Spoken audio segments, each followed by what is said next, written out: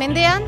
Agustin Diar fraileak hona etorri ziren, lur hauen jabea Tristan de Leguizamon zan, lurrak erosi zizkioten, hemen konbentu bat eta gero eskola bat baita ere existitu ziren, eta gaur egun udaletzeko eraikuntz berriaren izena baita ere San Agustin da, eta nik uste dut omenaldi polit bat dela.